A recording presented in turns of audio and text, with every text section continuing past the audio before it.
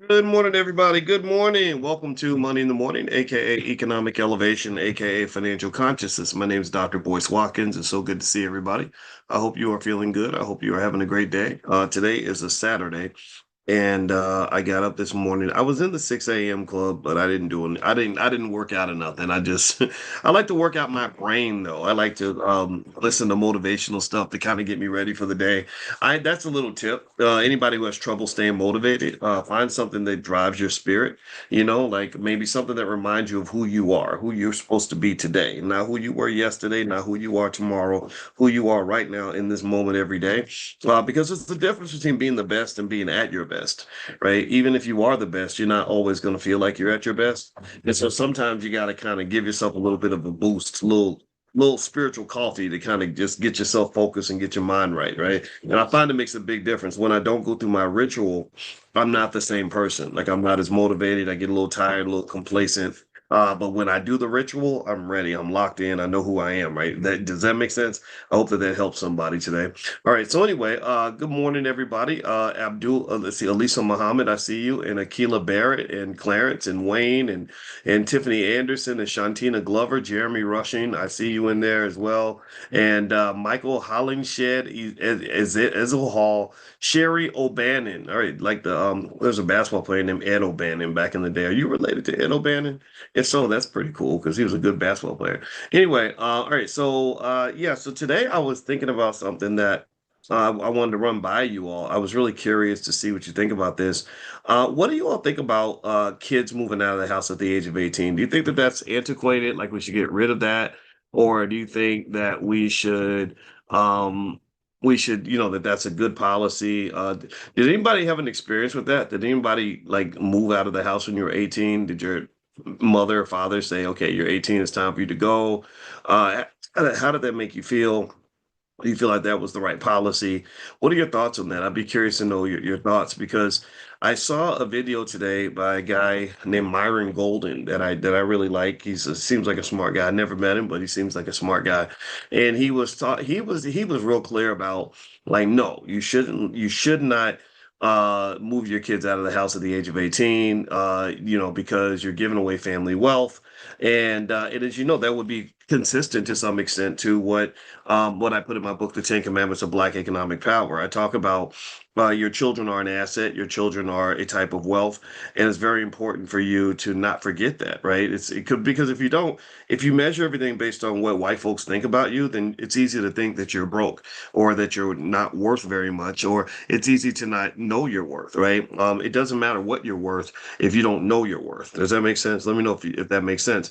And so when you ask that question, should kids move out at 18, then some would make the argument, very logical argument, to say, no, no, no, keep the babies in the house for a little while. Let them work on the family business, let them help you out and stuff like that. And that way you'll have extra support for what you're doing. You'll prepare them to take over the family legacy, stuff like that. Like I remember when I went to Baltimore, I saw a whole bunch of businesses or a guy drove me by an area where he said, there were a bunch of black-owned businesses here back in the 1950s and 60s, and these businesses are gone because the kids didn't want the businesses. The kids wanted to trade in land and businesses for student loans and corporate jobs. We've talked about that, right? That's what we did. Y'all know y'all did it. Y'all, we wanted the civil rights superstars to help us integrate and get next to white folks, and it didn't work out, right? It didn't work out. Why? Well, because they integrated you, but they didn't give you the same opportunities they had for themselves. They kept the good stuff for themselves and said, yeah, we need to integrate you the same way we integrate people from South America. They don't bring people across the border so they can become CEOs and landlords and the captains of industry, do they? No, they bring Paco from Mexico over so he can go pick the oranges in the orange groves and he can clean the toilet and cut the grass and stuff like that. Let's just be honest. That's what they're thinking. That's how they feel. I'm not saying that that's appropriate. I'm not saying that's how I feel. I'm just saying that y'all know what it is. Nobody will bring you into their house and want you to take over their house, right? Does that make sense? Like if I invite you to stay at my house, I'm not gonna say, "Hey, I want you to be the husband. Here, there's my wife. She's a gorgeous lady. You should sleep with my wife." And every night at dinner, the head of the household gets the big piece of chicken, and I want you to have the big piece of chicken. I'm not gonna do that. It's not. Come on now. Come on. We're talking about human nature. So anyway, so when black people were integrated, we were not integrated to lead anything. Your men were not supposed to be the alpha. Your men were supposed to be the beta, and basically we were here for we were the support team. That's what we were. We were the support team, and the support team's important. You can't run a capitalist society without your support team. You need your workers, you need your consumers, you need your people that will sacrifice and give everything and get nothing in return. And that's kind of what is that's the propaganda, that's the training, that's the brainwashing that we get from childhood. So to some extent, it is quite logical to make the argument to say, no, no, don't put your kids out at 18. Keep them in the house. Get them to help you work on the business. Train them up. Get them ready to inherit the legacy. All that can work for sure. But let's talk about something. Can we talk about reality for a minute? Can we like be realistic instead of living in like fantasy world? How many of y'all really, let's be honest, how many of y'all got kids where you're like, I would never let my child run my business? Even if I had one, I don't know if they're equipped to, no, they can't. I don't know if I'd hire that little boy to manage a Burger King. I don't, or maybe he doesn't even want to do it. Like maybe he could do it if he focused, but he don't want to do it, right? He wants to do other stuff, right? Does anybody run into that where your kids just have other influences, they have other interests, and it's not always a bad thing. Sometimes your kids just ain't they just lazy, and that's another conversation. But then sometimes they just want to do other stuff, right? Sometimes they're like, I appreciate the fact that you ran an auto parts company for all these years and gave me a wonderful life, but I don't want to spend my whole day looking at greasy automobiles and being in a garage. I just don't want to do it. Thank you for that sacrifice, but that's not something that I want for myself, right? So now let me ask you this. Would it be unreasonable to say that it's their right to feel that way? Like, would you agree with me if I said, yeah, you know what, it's your life. That's, you have a right to your dream, just like I had a right to my dream, right? I had a dream. My dream was I wanted to get a PhD in finance and create something called the Black Business School. And I wanted to be an author and I wanted to write a book called The Ten Commandments of Black Economic Power. And I wanted to marry a beautiful girl from Gary, Indiana, and live happily ever after. That was my dream, but that don't mean that that's my son's dream. That don't mean that that's my daughter's dream. Right? And who the hell am I to really just say like, no, your job is not to be yourself. Your job is to be a clone of me. Like you are supposed to be Boyce 2.0. I'm not saying that it's always wrong. I'm not saying legacy can't matter, but my goodness, I think that there has to be like a thoughtful conversation with yourself about the balance between, the influence that you rightfully are supposed to have versus you just saying, that I own your life. Right? We talk about freedom. We talk about wealth as freedom and freedom and power and wealth and all these other things. Well, freedom, it's ironic how sometimes the paradox of being black and chasing freedom is that sometimes we'll suppress the freedom of others. We'll say, well, we're going to be free. Wealth will give you freedom, but I want you to be just like me. Do what I say. Work in the family business. You have no choice. So I'm gonna so the quest for freedom means I'm going to restrict your freedom, and I'm not saying that that's always wrong. I'm just saying that it's nuance. It requires balance. Same thing happens in voting. It drives me crazy. Like I'm like, wait, so you're telling me my ancestors died for me to have the right to be free to vote, but you're telling me who I have to vote for, which therefore means you're telling me I don't have the right to be free, which means you were never fighting for my freedom in the first place. You were fighting to incarcerate me and force me to do what you want me to do, right? I can't pursue my agenda because I got to pursue your agenda. I don't do that. I'm sorry. I'm sorry if that offends anybody. I know people they vote blue no matter who knows.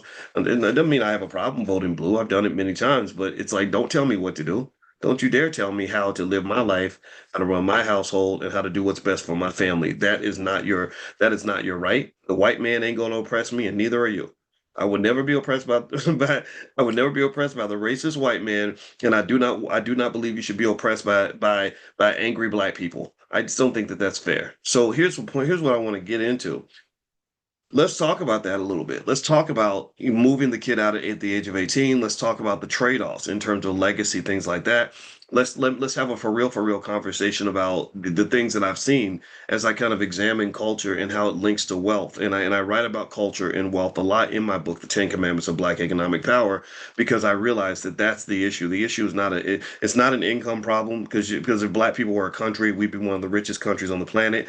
It's not an access problem in the sense that we have access to all the knowledge that we need because you have the internet in your pocket, you have AI, you have all kinds of stuff that can give you the knowledge. It's really more so a cultural thing, right? It's a matter of deciding, okay, with these things I have access to, what am I doing with those things? Like, for example, we all have access to the same World Wide Web. Am I spending that energy scrolling, looking for knowledge, or am I spending that energy scrolling, looking to find out who Cardi B's new baby daddy is, right? So these are things that become personal choices, right? So here's what I will say. When you talk about moving the kids out at the age of 18, I think definitely, absolutely, there should be space for other conversations and other ways to look at it. My father was old school. My father was a Vietnam veteran, police commander who basically said you can leave the house, you must leave at 18. You got 6 months. You have to either go to the military, go back to get that job at Taco Bell, or go to college. It doesn't matter which one. You ain't got to go to any of these places, but you got to get the hell up out of here. That was the message I got. And that was just the way things were done back then. And I chose college, thank God. I thought about Taco Bell. I said, I don't want to be pimped for the rest of my life and told what to do. Because there was an angry white man named Ken who used to like to cuss people out because you didn't make the tacos right. And I said, I don't think I want to be cussed out for the rest of my life. And then also, I didn't want to go in the military because a war started at that time and I didn't want to get killed. So I figured college was my best option. So I did that, and it worked out reasonably well. I had a nice career. I was able to do well. I did good in college. High school, I did terrible. Middle school, terrible. Elementary school, terrible. College, I kind of figured it out. And I was talking to the commissioner of the SIAC conference yesterday. I don't have the brother's name, but he's a wonderful man, and he's like it's the same conference, sports conference with Morehouse and I think Jackson State and Tuskegee, and we talked for a little bit. And we were kind of just talking about some things. They said, I'm going to teach at Morehouse next year. Also, that's just a coincidence. And my daughter goes to Tuskegee, and I said, the reason it's easy for me to talk to athletes is because I think of life as a sport. I think that life is a competition, and I believe that we are in competition with our oppressor. And if we don't learn how to compete, then we're not going to win, right? You don't win by going into the victim box. You win by going into the winner's circle, right? Tell me if you agree with that. I think aiming for the winner's circle is going to give you a greater chance at a championship than being in the victim box. But then again, people can do what they want. And what actually helped me do well in college was I thought about it like a sport. I thought about what I learned in sports. I thought about how sports teaches you hard work. It teaches you consistent hard work. It teaches you toughness. It teaches you how to come back from things. It teaches you teamwork and resilience. And all these are things that are, if you harness those skill sets and apply that to everything you do, then there is nothing you can't accomplish. Nothing you can't accomplish. LeVar Scott, the NASCAR driver that we partner with in the Black Business School. I talked to him this week, and he's coming to the convention, by the way. And I told his mother, I talked to his mom. He's 22. 22 is like baby age for when you get old like me. And I told his mom, I said, no, your son's going to be a millionaire for sure. And the reason he's going to be a millionaire is because he's got everything he needs to do what millionaires do. He's got consistency, resilience, toughness. He's able to drive a car 200 miles an hour around the racetrack for 2 straight hours and concentrate that long. He practices every day on the simulator. That, by the way, you all bought LeVar's simulator, the Black Business School. You guys got the simulator for him. And I said, are you using the simulator? He said, I use it every single day. So thank you all for helping us to help LeVar, right? So just so y'all know, we are deep in NASCAR. We are supporting the next great Black race car driver. It's not me doing it. I get to make the decision, but it's because of your support that we're able to help this brother out. I want y'all to know that. And he's now blowing up. Charlemagne the God came to his last race. Gail King was there. So a lot of people are really starting to support him, and y'all were first. And I want to give you all credit for that. But anyway, so we were talking. So I said he's got everything he needs to be successful. So what's my point here? My point is to say that I did well in college because of what I learned in sports, right? So if you have a son or daughter that's good at sports, it's very easy to help them understand that they should also be great at life. right? Because life ain't nothing but a damn competition. It's a sport, it's a game. There's rules, there's strategy, everything, right? So that's what I was speaking to the commissioner of the SIAC about yesterday. And so anyway, with that said, things worked out. I went to college. I blew it out of the water. I was a top finance student, and then I went on and got a PhD and everything, and did all that good stuff. Made a lot of money. Lived a good life. I'm happy about it, and I hope I have a lot of years left. But I don't know. Even if I died tomorrow, I wouldn't feel like I left anything on the table. Life has been good, but here's the downside, though. Me being out of the house and me and my siblings moving away made it difficult when our parents needed us to come back home, right? When our parents were young and independent and able to do everything on their own, it was easy, right? We had 30 years of easy, and then you had few years of very, very hard because now you're dealing with aging and handling basic things that you can't do anymore. And your children are like, shoo, shoo, shoo, shoo. Your children are all scattered across the country. And the only thing that made the difference for us is that our parents, because they prepared us so well for life, we had all of us had the ability to get on the airplane and go see our parents anytime we wanted to. Or when mama needed me to go stay with her for 8 weeks, I was able to do that because I'd positioned myself that way. I didn't have to say, Mama, I can't come see you because I got to go to work at the factory. It was more like, okay, what's going on? All right, I'll be there tomorrow. It was like that, right? So it's a trade-off, right? And it made me think about something that I think you should consider when you're talking about legacy and business and everything, because it's all connected. The economics is connected to the social issues and the family issues and the emotional issues and everything else. And so I want to draw the whole picture, not just talk about the money side. The money's inside picture. Okay. So I want you to find the money, but look at the picture so you can understand how the money fits into that. So basically, the thing is that I look back on is I say, huh, maybe a part of the family strategy could have been a little more effective if there had been some discussion about like, hey, you stay close to home because when we're all together, we're stronger, right? We're able to get more done when we're maybe living in the same city or we're even in the same house possibly. I met a guy who from Nigeria, a young guy at the FraserNet conference, and he seemed to be very wealthy, and his family, they all it seemed like a bunch of them, 10, 12 of them, all lived in the same property in Georgia, and they had millions of dollars, and they bought hundreds of acres of land, and they had two mansions that were right next to each other that were connected with this bridge, right, or something like that. It was real crazy. It was awesome. I mean, pretty extraordinary. And I think that their mindset was no, family should be connected, right? Family should stay together, right? And we talked a little bit. I didn't get to know him very well, but maybe I'll get to see him again. But I'm 43% Nigerian, so it's kind of like I'm talking to a relative or something. Anyway, so shout out to Nigeria. I'm very proud of that because Nigerian culture is very powerful. Anyway, with that said, there's ways to look at it, and I think it varies based on what you want and what you're trying to accomplish, and there's trade-offs for everything, right? And one of the things I thought about was I said, okay, so going back to what Myron Golden said about don't kick your kids out at 18. I say, what if your kids are just lazy? Like, what if your child has no desire to help out on any level, and they just they don't want to be part of the family business or anything? Like, what do you do then? Like, because a lot of us, I've seen a lot of people who have that 26-year-old son living in the house and he ain't doing nothing.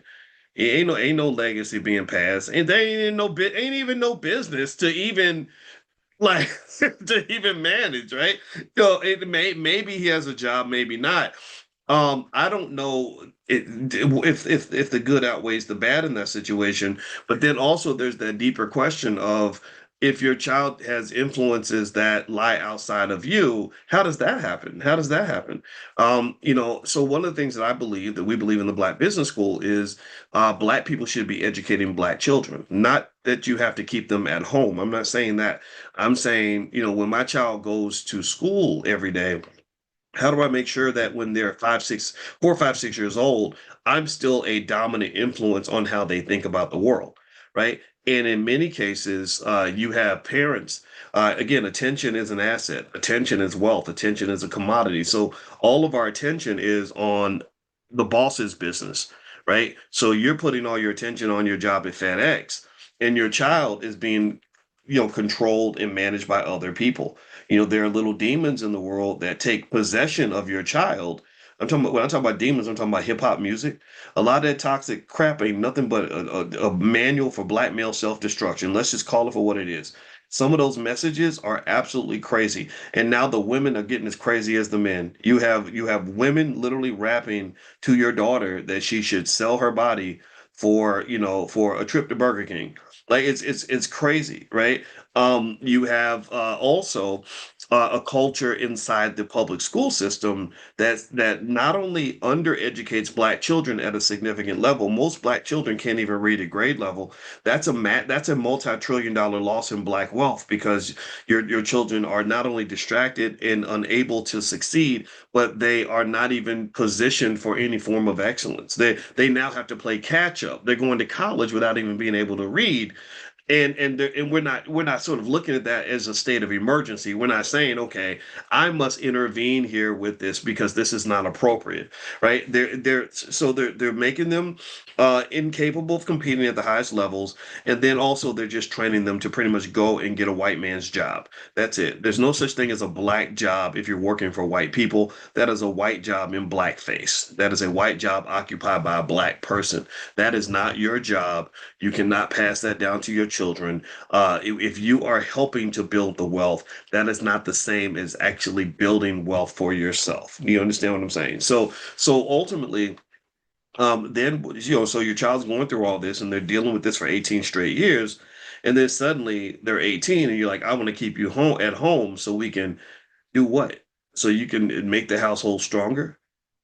Well, how the hell are you gonna make the household stronger when you're not even a good teammate?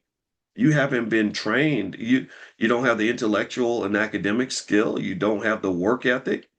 You don't have the resilience. The cult. You don't have the cultural commitment.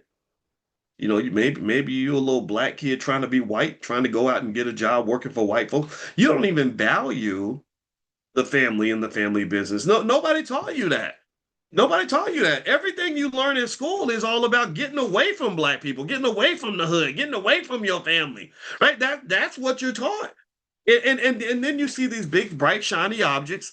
On one hand, it might be some rapper, where you think that somehow being a rapper is a wonderful profession. I know enough rappers to know that that is a horrible profession. It's horrible. The rappers die every single week. Or maybe they're seeing some big, shiny corporation. They say, oh, my dream is to work for Nike. Right? Why? Well, because somebody branded that to you. Somebody made you think that working for Nike was better than working for your family.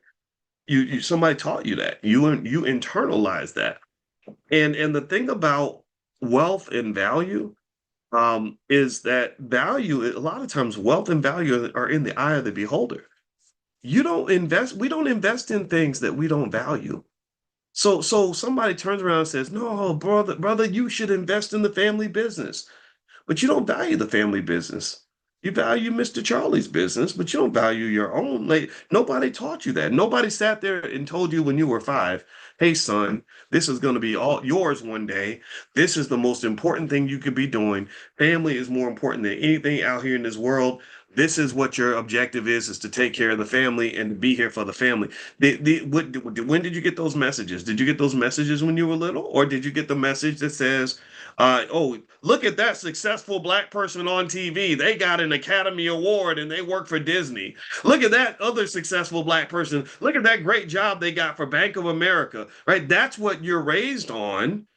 That's what you're tell me if you've seen this. Let me know if you understand where I'm coming from. That's what the kids are raised on. They are raised to believe that his ice is always colder and that ain't nothing good back there. Ain't nothing good over here. The best thing you can do as a black person is to not be black anymore. Is to disconnect from the black community as much as you can because there's so many problems and dysfunction. Think about this. Think about it like this. Um, I've heard people say, Black history was made when, like, they'll say something like, so and so was the first Black person to get a PhD from Harvard. Now, I want to ask you this. Um, has anyone ever declared white history being made when they say that a white guy was the first white person to get a PhD from Morehouse or Howard? Have you ever heard that ever in your life? Have you ever heard white people celebrate The fact that they miraculously fought through the struggle and broke down barriers and got into an HBCU and graduated. Like that's the greatest thing a white person ever did was graduate from an HBCU. Have you ever seen that ever in your life? No, you haven't. But you've seen many examples where black people are like, I was the first black person to go to University of Iowa, and they threw eggs and doo-doo at my forehead, and I went to class anyway with doo-doo stains on my neck because they made me take classes in the basement. And we're like, oh my God, you're such a hero. That's so wonderful. When really maybe self-esteem says, like, why would you want to be around somebody who's throwing eggs at you on the way to class? And then go charge you tuition. If you throw eggs at me, you should be paying me. I shouldn't be paying you. You abuse me, you owe me money. I don't owe you nothing. But we will pay money to endure abuse. That's propaganda. That's what brainwashing does. And it took me a long time to get past it. I used to cheer for those stories too. But then after a while, I was like, why would you want to be around somebody that's traumatizing you all the time? Don't respect you, don't want you around, don't want to do right by you, don't want to reward you for anything, but yet you're begging to be included in that space. That's kind of weird. It's kind of weird. To beg for inclusion in toxic, poisonous, unhealthy spaces is strange. I mean, if you're going to beg for inclusion, beg to be included in a space that's loving, beg to be included in a space that's uplifting, beg to be included in a space that's going to elevate you mentally, spiritually, physically, and financially. I don't know. So maybe you should be begging to go into the HBCUs, right? Our kids can. I mean, that's cool. I went to, our little girls at Tuskegee. Man, Tuskegee is such a great school. I was like, God, I wish I could go to school here. When I got that call from Dr. Dutra about going to Morehouse, I said, "Wow, Morehouse is on my short list. There's not many other schools I would have even gone to. If you'd been from Harvard or Yale, I would have said no instantly. I got better things to do. But man, Morehouse, that's Dr. King. That's a great wow. What a great place, right? So valuing yourself is important in investing because if you value what you already have access to, then you're able to understand how wealthy you already are. You understand? Like, a lot of times, the trick in wealth is to believe that you don't have the things that you need to get what you actually want to have, and it's a lot like currency, meaning like one of the things the Iranians are and the Chinese are trying to do is they're trying to get the world to do transactions in a currency other than the US dollar. Has anybody seen this? Things like BRICS and all that, right? Brazil, Russia, India, China, South Africa. Well, BRICS is like real big. It's like a whole bunch of countries that hate the United States, but they're kind of a little bit nervous because they don't want to go to war with the US because the US is like Debo, they ride up on their bike and like doo doo doo doo doo doo, and everybody shuts the windows and hides and puts their money in their pocket. And he's like, "What's up, Smokey?" Right? Like that's kind of what the U.S. But don't nobody like Debo. Nobody liked Debo, but everybody was scared of Debo. So the U.S. is kind of like the economic Debo, but every single freaking country is like, these people are terrible. Just get rid of them completely, right? But they can't. But nobody can really do it. So a lot of countries in BRICS are a little bit conflicted because they're like, we hate them, but man, they got weapons, and we don't need them bombing us, man. So it becomes kind of a thing. It's kind of weird. Like China's like, come on, y'all, let's get together, let's fight the U.S. And India's like, man, oh no, man. So anyway, with my point is to say that generally the reason the Chinese are trying to get the world to transact in a currency other than the dollar is because they know that inherently reduces the economic power of the US and increases their economic power because now you're playing on your home court, so to speak. So for many of us, I would say, when you're able to see the value in the things you have around you, then you're not as tempted to feel like you have to abandon what you have to go get what somebody else has. Because if I'm going over to your house to get the thing that I believe that I need, then inherently I've tilted the power balance in your favor. So when we're training kids to chase integration or to go beg white people for jobs, we are inherently supporting white supremacy because what we're doing is we're saying what we have is worthless, but what you have is valuable. Right? Your resources are more valuable than our resources. Your intellect is more valuable than our intellect. Your networks are more valuable than our networks.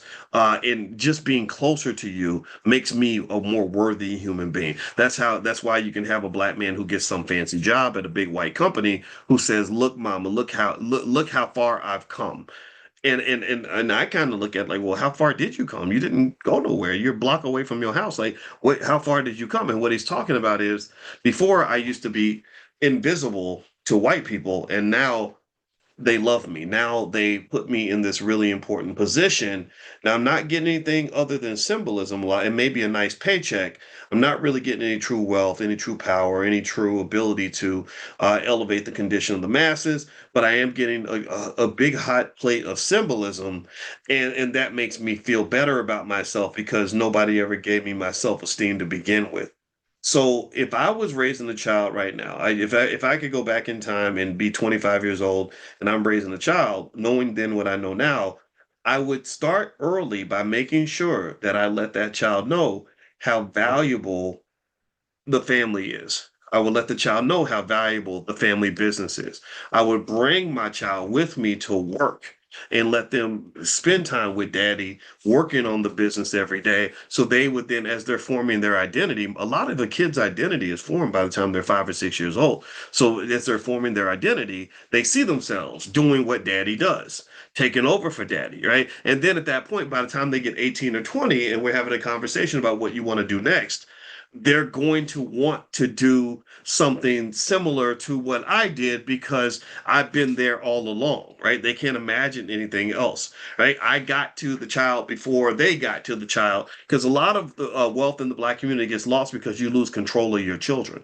Your children get out in the world and they start thinking all kinds of nonsense, and then they start bringing these weird ideas back into the house, and you're like, damn, like I don't have any say over, over how this legacy is going to continue, right? So I'm not saying you restrict their freedom, but I do think that it really starts with love. I love is the most powerful force in the universe, and so I can tell you, like I'll give you a real life example. My legacy is the things that make me feel somewhat secure about my legacy is that I have my baby brother that I believe will be the head of all that we're doing in the Black Business School if something were to happen to me. He's super smart. He went to Cornell. He's doing something called Deal Noir. He's getting together all these Black venture capital investors and going city to city, and they're doing really amazing stuff. And the foundation of our connection was when I was 13 and my brother was born. My mother used to pay me $40 a week to babysit him every day in the summer, right? It wasn't even 40, it was like $20 a week actually. It was $40 every 2 weeks. So it wasn't nothing. It was terrible money. And if I felt like it ruined my summer because I had to stay I couldn't leave the porch and I had to stay with him until my mama got home, and I didn't like it. But what I didn't realize was at that time, perhaps accidentally, I mean, I don't even think my mother knew what she was doing at the time, but it allowed us to form just this extraordinary bond that where he wanted to be where I was. He followed me around. He wanted to be like me. He was excited when I came home. When I went off to college, he wanted to do what I did. When I went to Syracuse University and joined the faculty, he thought about coming to Syracuse. He passed up a good job. The white folks offered him a nice job at Ford or something, and everybody thought he was going to take the job because that's what black people do. We always want the good job, and I just pitched to him. I said, hey, maybe we can start a business together. Maybe we can work together. And so it was the love that drove him to want to be next to his brother, and that's what and that was a win for both of us because on one hand he was getting my mentorship, love, guidance, and protection, but also I knew he had my back. Back when I didn't have a nickel to pay anybody, or I was worried about whether or not we'd have enough money to make things work. And you're dealing with a world that's very transactional. People will, they'll hang out with you when you got plenty of money, but everybody runs when you're broke. He never left my side. He never left my side when I was low on money. He never left my side when I was in the middle of a controversy. Y'all don't see me. I've been in the middle of some shit, right? And he never left my side, even when I made a mistake.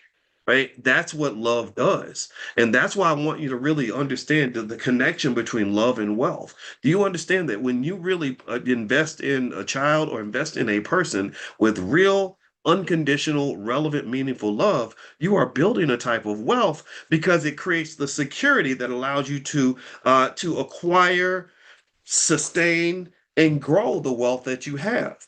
Right, wealth is built in a bed of stability, right? And stability it's partnered with loving connections where people really truly are really there for each other. When you're really willing to go down with the ship. Do you understand? See, and that's why my brother was such a great asset for me because when I worked with him, I was willing to go down with the ship. There wasn't nothing he could do that would make me say, "Oh, I gotta get away from him." There wasn't hardly anything I could do within reason. I mean, I guess maybe if I went out and murdered 80 people, he'd have to kind of back up a little bit. But still, he'd probably still visit me in jail, though, right? So my point is to say that this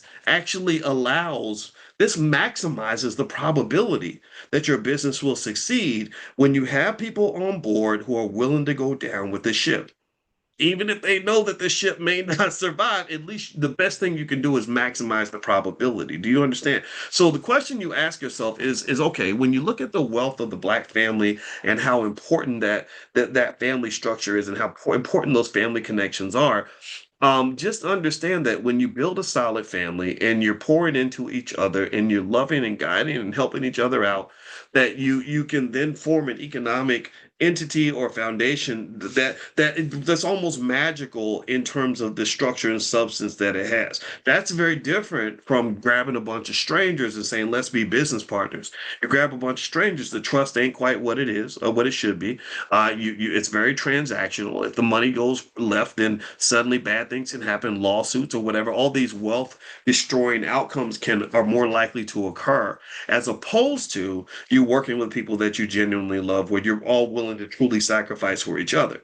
You understand, right? Like so that fabric, that sort of stretchy fabric that holds everything together can start with the family. That's my point, right? But in order for that to happen, you can't try to build it all at once after you've been neglecting it for 18 years.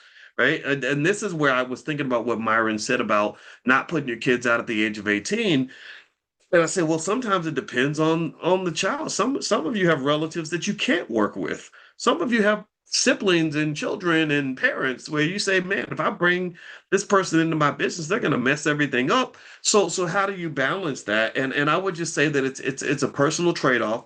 And in fact, actually, I'll give you some other points on this. But before I do that, I want to share something with you. Today, Andre C. Hatchett is doing a mobile notary weekend where if you want to learn how to make money as a mobile notary, apparently this is a big industry. He's really good at this. He's the best out there in this kind of thing, and he works with us in the Black Business School. So here's the link if you want to join.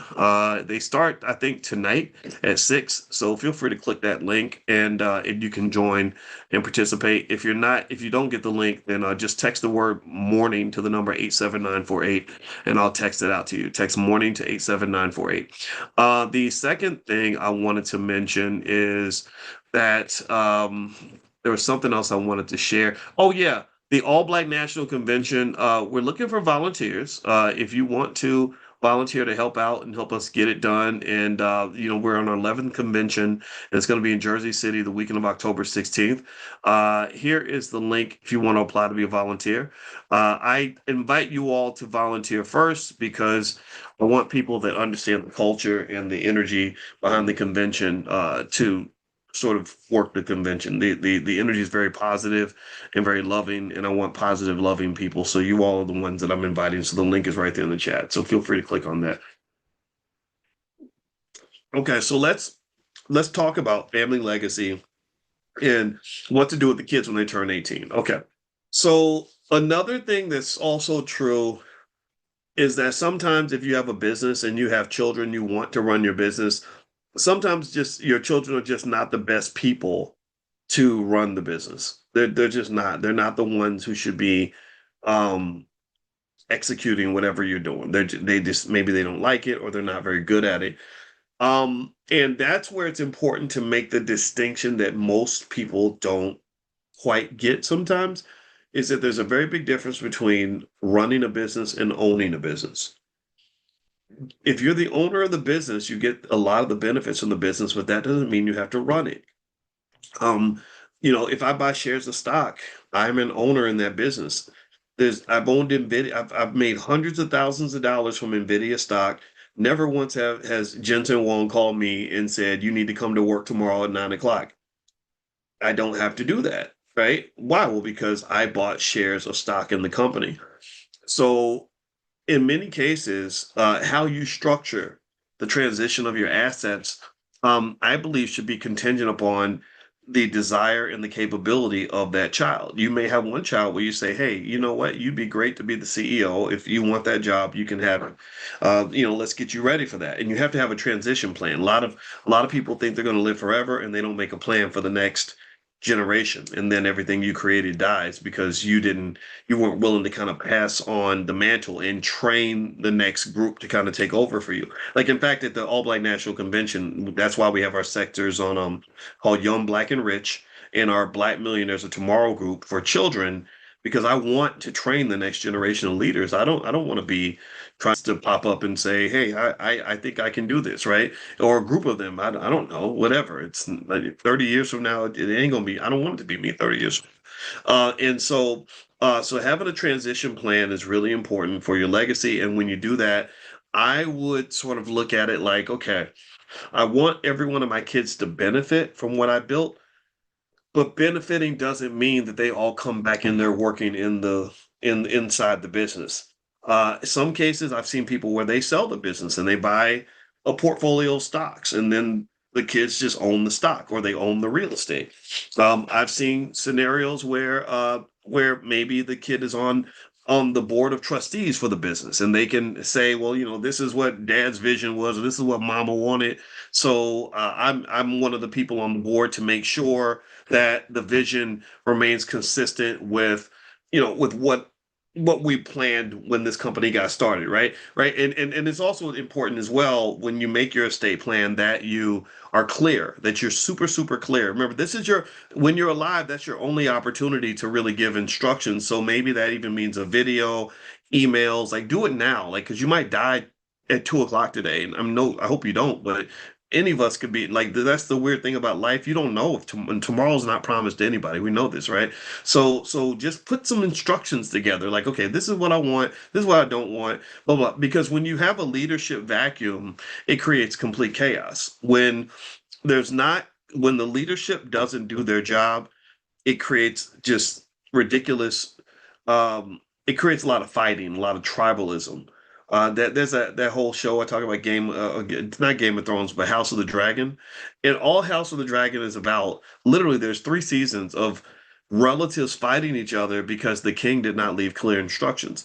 If the king had left clear instructions before he died, then there would be no TV show. Everything would be fine. Their power would have just been consolidated and they would have dominated the world. But because the king did not make it clear what he wanted before he died, and there was ambiguity, well, then one side was like, well, no, the king said he wanted me to take over. The other side says, no, no, no, no, he wanted me because blah, blah. And next thing you know, there's a civil war and the family destroyed itself from the inside. And in a way, to some extent, you can think about that in terms of the Black community. I personally believe that the only people with the ability to really destroy Black people are Black people. I really believe that. I think that we're so Teflon strong and we survive so much that nobody can really take us out. I think it's the infighting that destroys us. It's the internal stuff. Like, I don't know a single Black man that's been murdered by like a white police officer. I just don't. I know it happens, but I just haven't seen it. But I can name about 5 or 6 guys I know who've been shot by another brother. I know a lot of Black men who got shot by a brother. I almost got shot by one, right? And so to me, it's kind of like, um, yeah, like, are we really gonna ever talk about that? Or are we just gonna like act like that doesn't exist? Like, I don't know. Like, I don't know. I kind of think we gotta talk about that a little bit. And I don't think it means everybody has to be unified, but on some level, you gotta find some way to peace, or at least some way to understand what's the bigger issue. What are we really? Am I really fighting you, or am I fighting, or should we be aligned to fight some bigger challenge, right? So that's what the whole B1 Black First mindset is all about. Black First kind of means you're Black first, and it means I'm not going to fight because I'm straight and you're gay. That's not worth fighting about. I'm not going to fight you because I'm a man and you're a woman. I don't want to fight you because I'm a Democrat and you're a Republican. I'm not going to do that with you. I'd rather look at the bigger battle and say, okay, you know what? I'm going to solve the black issues as a Democrat. You solve them as a Republican. I can bring up the heterosexual approach, and you bring up the approach from the LGBT community, whatever it is that you are. And that's the beauty of the convention. In case you're wondering how things go, I don't really, the only time politics is allowed to be brought up is if it's brought up in a way that allows for broad and free expression. So when we've had political panels, it's been like, okay, that person's a Republican, that person's a Democrat, that person's an independent. They're going to have a debate, and all ideas are on the table. There is no like, we're going to boo you because you voted for a different white man from the white man that I voted for. That's colonialism. That's if you go around the world, you go to South Africa, you go to Rwanda, you go to Nigeria, you go to India, you'll see where that's what colonizers do.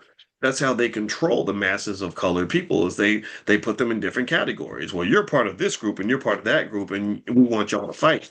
And if y'all are all fighting each other, then you're never going to fight us. You're never going to look up and say, "Wait a minute, you're the reason that we're struggling."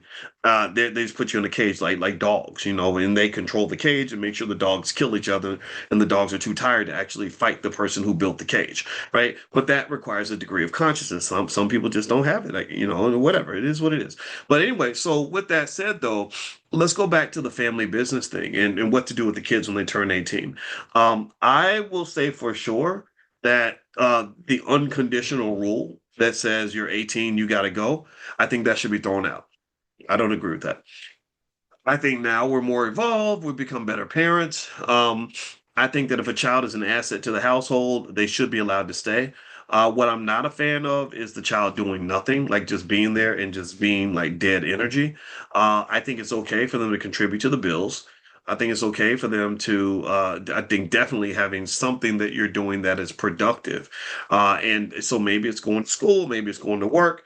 But I would say definitely if you're raising lazy, weak, unprepared children, they're going to get slaughtered in the real world. The real world is not very kind to lazy, weak, undisciplined, unprepared people, and that's just the reality that you have to face.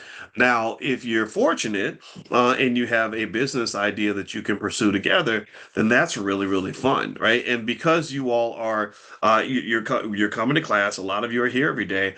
Just know that you have so much black privilege in your possession that it's ridiculous. And the black privilege that you have is that you have a very high level understanding of how the economics of this society works.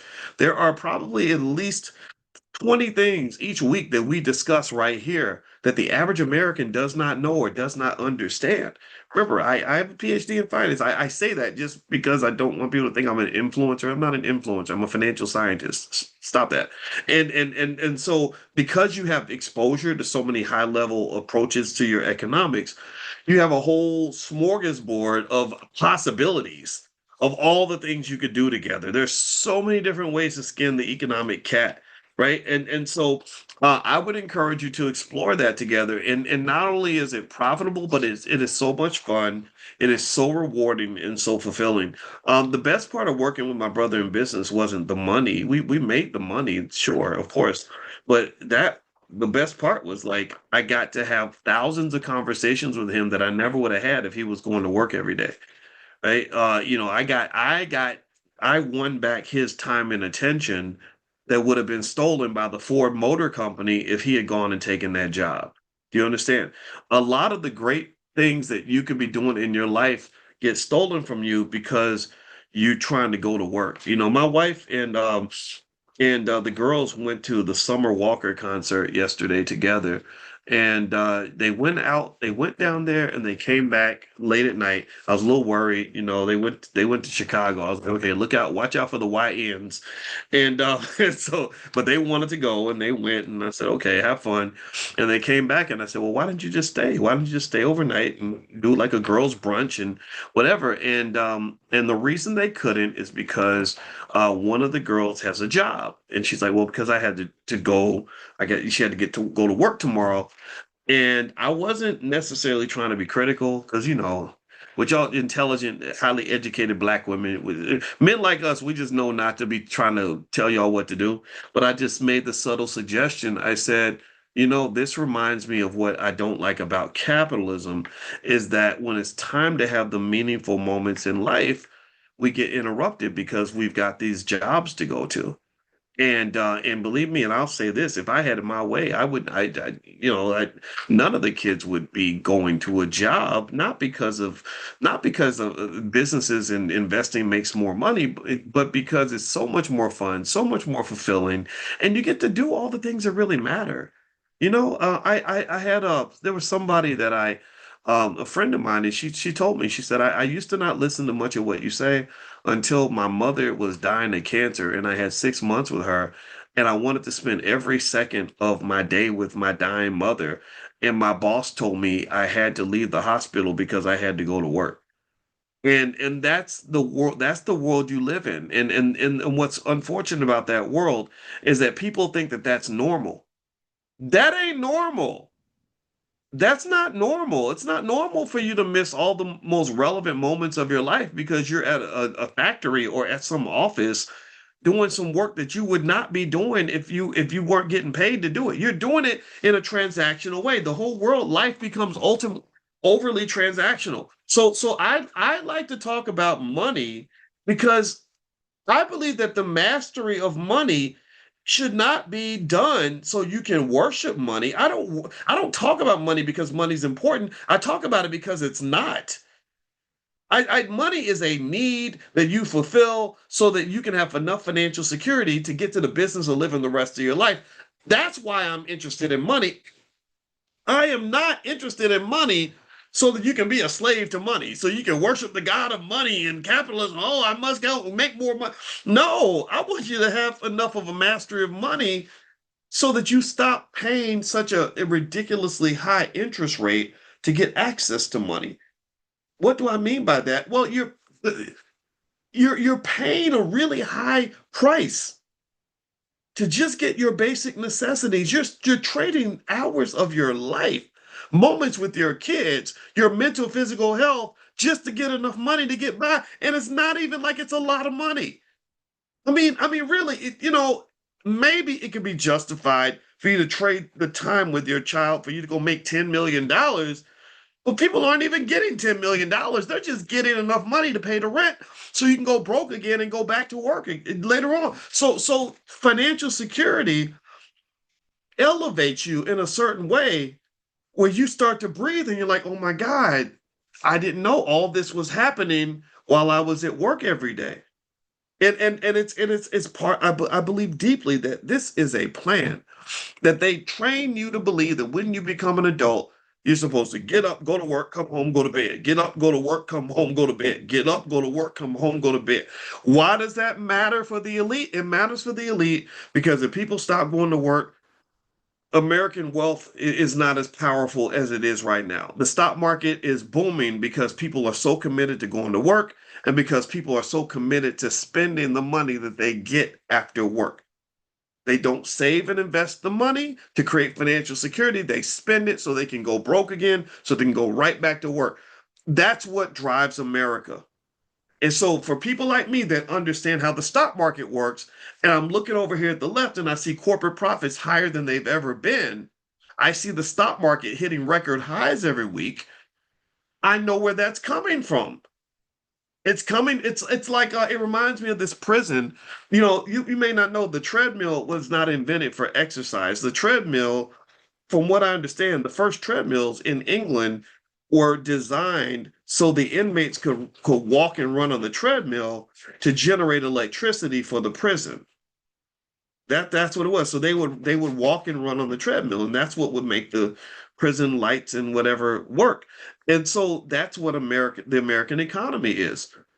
Millions of people are trained from birth to get on the treadmill and run until you die so America can be this bright, shiny, beautiful object where it appears that there's wealth everywhere, and there is wealth.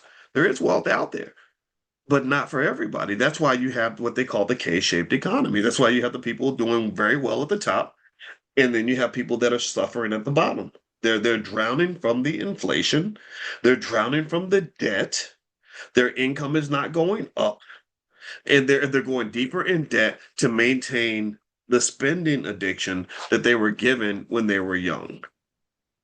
So personally, I would say, and this is where I have to get off the political bus. I hear friends that say this is why we should tear down capitalism, and I'm like, I don't know how to do that, but I do know how to survive in it. I know how it works. I don't like it, but I'm like, no, yeah, if you want money, the stock market and the real estate, that's where all the money's at. So what you got to do is scrape off a piece of that paycheck and buy your freedom piece by piece. And then if you do it right, you can buy some freedom for your kids so they don't have to make the same sacrifice. That's what it is. Basic things. Save 10% of my income. Invest the next 10%. The 5-year pledge. Right? We talked about that, right? Take the same amount of money you pay on a car note or whatever, put that same amount in the S&P 500. In 5 years, you're financially secure because you got 35 to $40,000 liquid. 10 years, you got 100,000. Now you're smoking. Now you've got some freedom, you got some breathing room, you got some flexibility. You can go back to living the rest of your life, right? Maybe you're still going to work, but you're not going to work because you have to. You're going to work because you want to. That creates a better mental health. It creates just a better reality. The sun comes out a little bit better for you than it does for the person that's struggling paycheck to paycheck, just living with an extreme amount of fear, stress, and anxiety. Because even if you're surviving, you're always going to bed wondering, what if?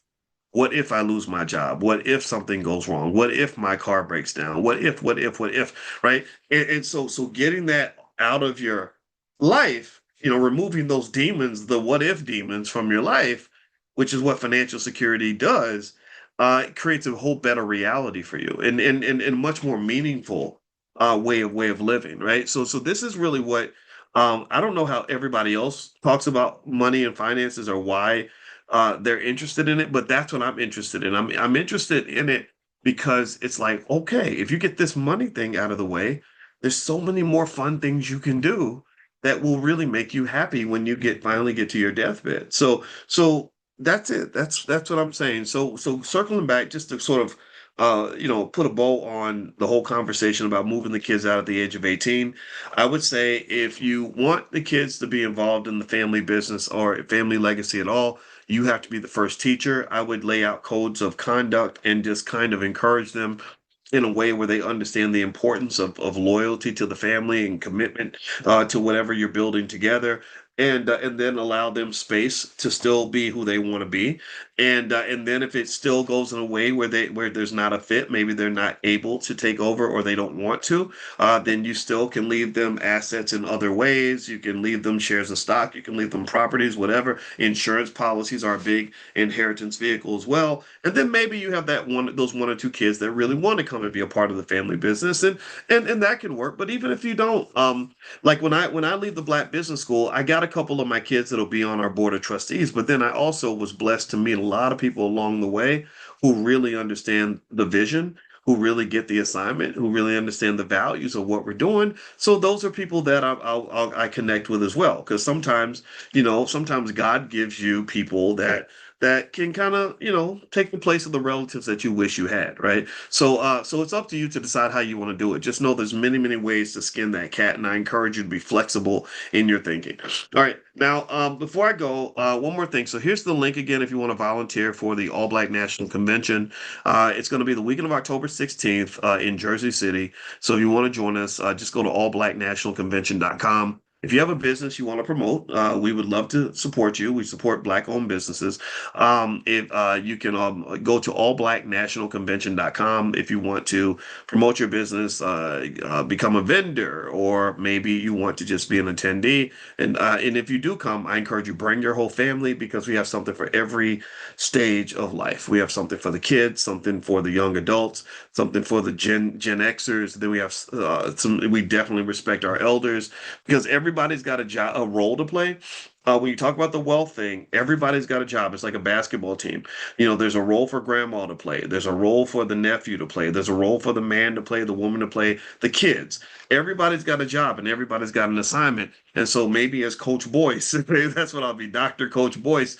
My goal is to help you know what your job is, and then to convince you of the importance of you doing your job to the best of your ability, and not just doing it out of obligation, but doing it from a position of power, like knowing how important it is that if you do your job well, you're really making your teammates better.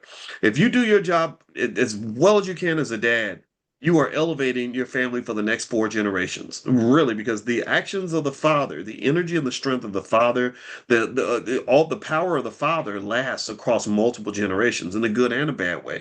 If you're a terrible father, then it's going to traumatize people 3 or 4 generations after you're gone. But if you're an extraordinary, uplifting man and a leader and a visionary, and you come in with confidence and love and empowerment, and you've done the work, a lot of y'all, a lot of us, I say us, not y'all, us have to get things like the therapy. Like the therapy helped me to really see my world in a different way and see myself in a different way and to empathize and to understand how my actions affect other people, right? So you do those things so you can be the best leader you can be. And if you do that, I promise you the ROI, you'll see the ROI everywhere. You'll see more confident children around you, and everything will so same thing in the grandparents. You're so important because you're the elders, you're the big mama, you're the big daddy. Everything you say is gospel. So what comes out of your mouth shouldn't come out by accident. What should come out of your mouth should come out with intention, with an understanding of the ripple effect that your words will have long after you're gone. So when you speak, you're speaking with a golden, powerful tongue, and you must know the power of that tongue so that when you let it go and you give an instruction and you give a guide, you know that that's going to be internalized by everybody that admires and looks up to you. Do you understand what I'm saying? Like, you are leaders. You are the best black leaders in the world are not on TV. To hell with those people. The Congressional Black Caucus, I don't give a damn about those people. The greatest black leaders in your life are in your freaking household. You are your own black leader. I think black leadership has to be decentralized because we got too many weirdos that with a personal agenda out here. And I encourage you to be your own leader. And if you do that, I guarantee you're going to see results. All right. So a couple more things here. Oh, I meant to tell you this. I made a list of I was telling you all about how the Trump administration it looks like they might actually legalize psychedelics. And I thought that was kind of interesting. So what I did was I made this list of psychedelic stocks or companies that make psychedelics that might do well if they continue with the legalization process. So I'm gonna put that link right here. If you don't see the link, like if you're on Instagram, I don't know how to put the link into Instagram. Sorry about that, but it's okay. If you're on Instagram, just go to any comment and put the word psych under the comment or under any post other than this one, not the live post, but any post, put the word psych under that post, and I'll send that link to you. And also later on today, Andre Hatchett is doing his mobile notary work, and you guys can join that as well. I'll text it out to you. Text the word morning to the number 87948. And I think David's here. I thought I saw David. If David, if you're here, you can put your number in there. If you want to meet up with us or join one of our private group sessions or something like that, or you want to meet with me directly, David can help you do that. But I think David's taking the day off, so we'll do that tomorrow. All right. So anyway, have a good day, everybody. God bless you.